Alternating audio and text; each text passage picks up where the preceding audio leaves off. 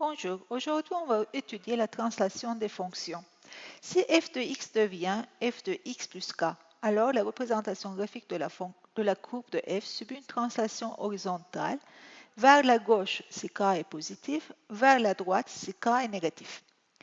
Si f de x devient f de x plus k avec k en réel, alors la représentation graphique de la courbe de f subit une translation verticale vers le haut si k est positif, vers le bas si k est négatif. On va voir ça sur des exemples. Prenons l'exemple de la fonction valeur absolue que vous connaissez déjà. F de x est égal à valeur absolue de x. La représentation graphique est tracée en noir. Maintenant, regardez la fonction g de x. Remarquez bien que g de x à l'intérieur de la valeur absolue de la fonction g de x, x a été remplacé par x moins 5.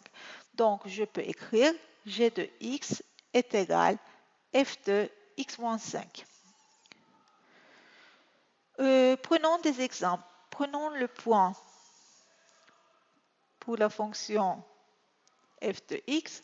Prenons les points 0, 0, 1 pour image 1, moins 1 pour image 1. Par contre, dans la fonction g de x, pour avoir 0 comme image, il faut avoir à la place de x 5. Pour avoir 1 comme image, il faut mettre à la place de x soit 6, soit 4. Parce que 4 moins 5, ça fait moins 1. La valeur absolue de moins 1, c'est 1. Alors, je remarque bien que le point 0, 0 a été translaté, contrairement à ce qu'on pense, vers la droite. Le point 1, 1 a été translaté vers la droite aussi de 5 unités. Donc, le point 1, 1, maintenant, il a été translaté au point 6, 1.